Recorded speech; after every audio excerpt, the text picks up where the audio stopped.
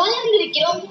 அதோட அந்த கதையை நேரடியாக காண வாய்ப்பு கிடைக்கும் பொழுது ஓடுவதா? நீங்கள் எங்கள் அம்மாவை அம்மாவாக பார்க்கிறீர்கள் மற்றும் எங்கள் தந்தையை பிரபுவாக. அது மட்டுமல்லாமல் இன்னல்களை தீர்ப்பவர் எங்களோடு இருக்கும் பொழுது நாங்கள் இதை கண்டு பயப்பட வேண்டும்? நாங்கள் உங்களுடனேயே இருந்து வித்தையை கற்றுக்கொள்கிறோம். செல்லலாமா?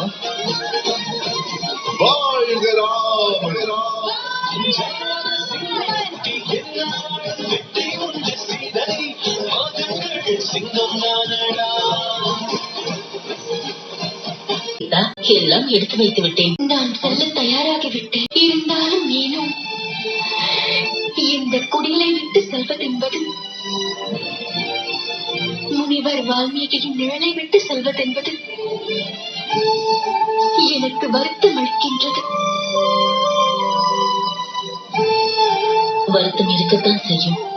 நம்முடைய வாழ்க்கையில் ஒவ்வொரு கட்டத்திலும் ஒவ்வொரு மாற்றம் வரும். அதை ஏற்றுக்கொண்டு செல்ல வேண்டும். கிடைத்த வாழ்க்கையை மகிழ்ச்சியாக ஏற்றுக்கொள்ள வேண்டும். மகளே, உன்னை விட்டு எது சென்றாலும் அதற்காக வருந்தக்கூடாது. நீ இங்கு வாழ்ந்த நாட்கள் என்றும் என் நினைவில் இருக்கும். அது மட்டுமல்ல, நீ என்னை அம்மா என்று அழைத்ததை நான் மகிழ்ச்சியோடு நினைத்து பார்ப்பேன்.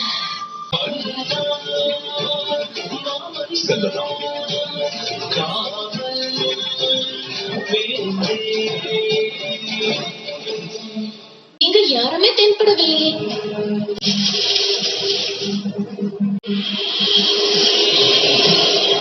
இந்த யுத்தம் ஆனந்தமாக இருக்கும். நம்மை சந்திக்க மிகப்பெரிய அசுரன் வந்து கொண்டிருக்கிறான். தயாராக இருங்கள் லவன்குஷனே. மரணத்தின் வாயிலுக்கு நீயே வந்துவிட்டாயா? என் குறி தப்பாது. என் தாக்குதலை எதிர்க்க முடியாது. நீங்கள் மூவரும் இங்கிருந்து உயிருடன் செல்ல முடியாது.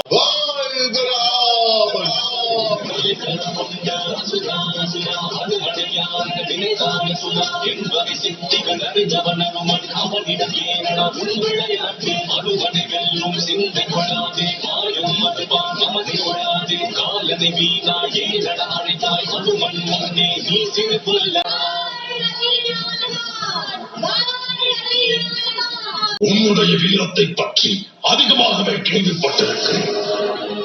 ஒரு வீரன் வெற்றி பெற வேண்டும் என்றால் அவனுடன் உறவுகள் இருக்கக்கூடாது. உன்னுடைய ஒவ்வொரு தாக்குதலுக்கும்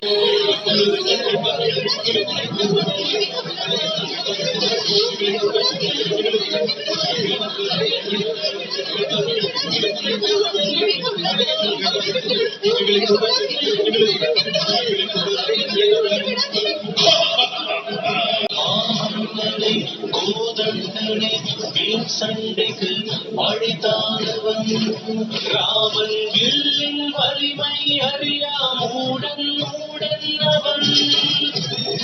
1000 முக ராவணன்.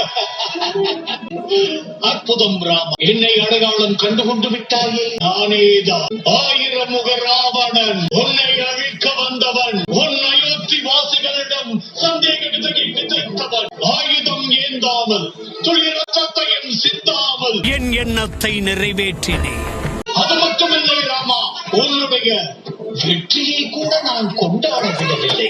அதே 1000 முக ராவணன் அசுரகுலத்தின் அழிவிற்கு பிறகும் அசுர எண்ணங்களை அழியாமல் வைத்திரு. தனியாக நீ வர வேண்டும் என்று எடுத்த முடிவு சிறப்பு.